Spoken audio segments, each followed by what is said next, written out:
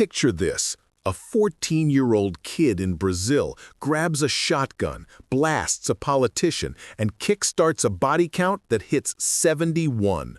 All bad guys, he says. Drug lords, rapists, deadbeats. Then, after 40-plus years caged up, like he's stabbing inmates for snoring, he walks free and starts a YouTube channel. Vlogs, baptisms, TikTok dances with 400K followers, preaching, turn your life around. And then, poof, 2023. Two men in a black car roll up and turn him into Swiss cheese. This is the story of Pedro Rodrigues Filho, Pedrinho Matador, Brazil's real-life Dexter, the killer who went viral. Buckle up, this one's got revenge, hearts in teeth, and zero chill. If you're new here, smash subscribe for more unhinged true stories. Let's roll. Back in 1968, Pedro is just 14, a skinny kid from Minas Gerais, but here's the truth. He's wired differently. Born premature, his father beat his mother while he was still in the womb, left him with brain damage, they say. No empathy, psychopath starter pack. But Pedro has a code: kill the evil, protect the weak, like a mini Punisher with anger issues. His father is a security guard at the school cafeteria. Solid job, until some people accuse him of stealing food. The deputy mayor, corrupt to the core, wants him fired. Boom.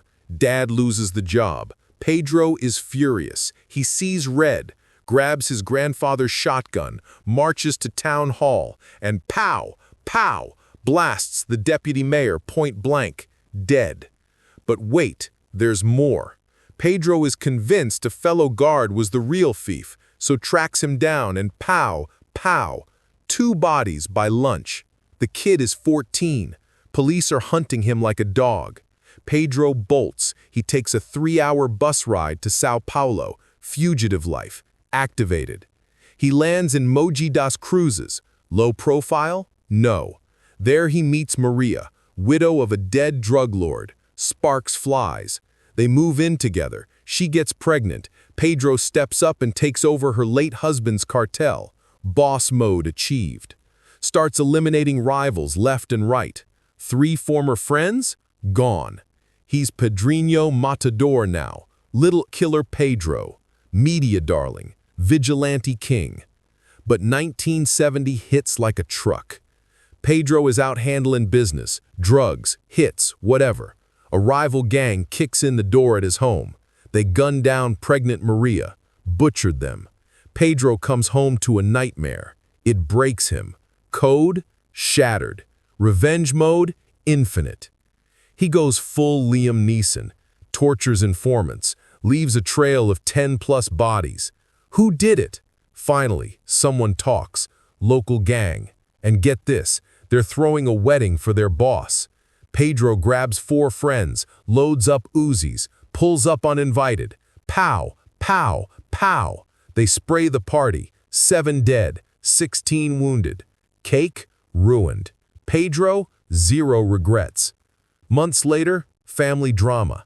His cousin is pregnant by a deadbeat, and the guy he ghosts won't marry her. Pedro has family values, you know, the sort. He visits the family. Where is he? They give the address. Rio. Pedro heads to the farm, finds the man relaxing in a hammock. No words, just pow, pow. Shootout. Deadbeat, down. Pedro walks away. Fast forward, 1973. Pedro is 18, still wanted for the original murders. Police finally catch him. He confesses to 10 killings and got a 128 years sentence. Laughable, because Brazil maximum sentences at time was 30 years. But prison becomes his playground. His very first ride to prison after sentence, in the van he was seated next to a rapist. Pedro hates that kind of scum. Snaps his neck with his bare hands. One less monster, he says. Inside, 47 more kills. Targets, murderers, child abusers, dealers, Dexter vibes.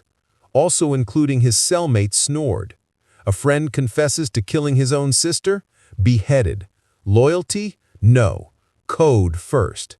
Ambushed by 5 inmates, buys a shank from a guard. Courtyard brawl, stabs 3 dead, legend status. Then, the gut punch.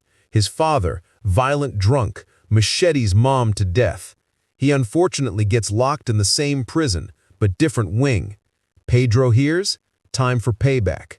Bribes guards, says family visit, walks to dad's cell, pulls the shank and stabs him 22 times, rips out the heart, bites a chunk, spits it on the corpse, and yells, "For mom."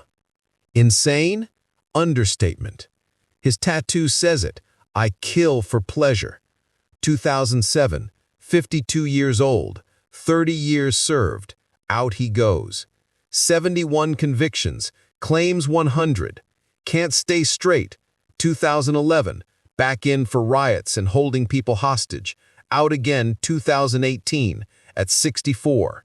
Now, total pivot, finds Jesus, starts ex-Padrino Matagor on YouTube, vlogs, daily life, sermons, don't do crime kids, baptism video, viral, TikTok, 400K fans dancing to gospel, podcasts, spills everything, I regret nothing, but you should.